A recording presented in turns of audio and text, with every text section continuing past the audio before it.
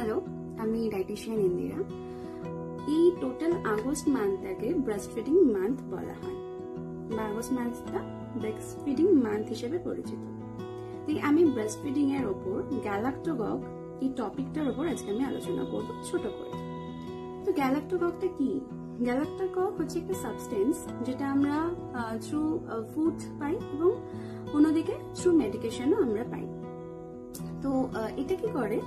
এটা আমাদের বডির মধ্যে প্রোল্যাকটিন হরমোনটাকে মায়েদের বডিতে, যারা ল্যাকটেটিং মাদার তাদের বডিতে প্রোল্যাকটিন হরমোনটাকে বাড়িয়ে দেয় এবং যার ফলে কি হয়, মিল্ক প্রোডাকশনটা বেশি হয়। এবং আমরা সবাই জানি যে এই যে 0 to 6 মান্থ অব্দি বেবিদের একমাত্র খাবার হচ্ছে কিন্তু মায়ের দুধ।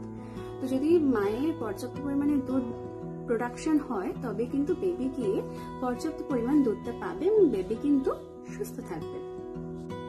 আমি যেহেতু একজন ডায়েটিশিয়ান, তাই কোন কোন ফুডগুলো এই মিল্ক প্রোডাকশনটাকে বাড়াচ্ছে অথবা প্রোল্যাকটিন হরমোনকে বডির মধ্যে ইনক্রিজ করছে সেগুলোই আমি বলবো। নাম্বার 1 হচ্ছে আমন্ড বাদাম, সেকেন্ড হচ্ছে garden pea seed, flax seed, oats, মৌরি, মেথি, চিকেন, মাটন, মাছ, even garlic also galactagogue or ল্যাক্টোকক।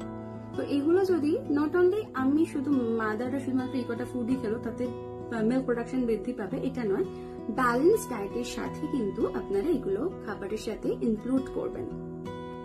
এবং আরেকটা টিপস দিয়ে রাখি, ডিউরিং প্রেগনেন্সি আর after pregnancy, after delivery, baby ডেলিভারির পরে কিন্তু মাদার্সদের মধ্যে একটা খুব কমন প্রবলেম হচ্ছে কনস্টিপেশন।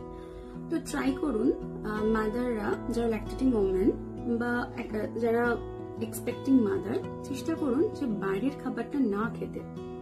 বাড়ির খাবার খান, ওয়েট গেইন করবেন না, যতটুকু দরকার ততটুকুই করুন, এক্সেস ওয়েট গেইন করবেন না।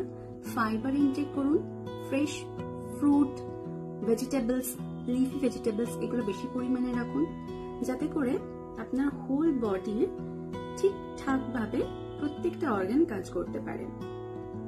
সুস্থ থাকুন, ভালো থাকুন, আর নিজেদের বেবিদের খেয়াল রাখুন, সাথে নিজেদেরও খেয়াল রাখুন। এই সময় মায়েদের অধিক পুষ্টি দরকার হয়, কারণ একটা মায়ের থেকে আর একটা বাচ্চা খাবার পায়।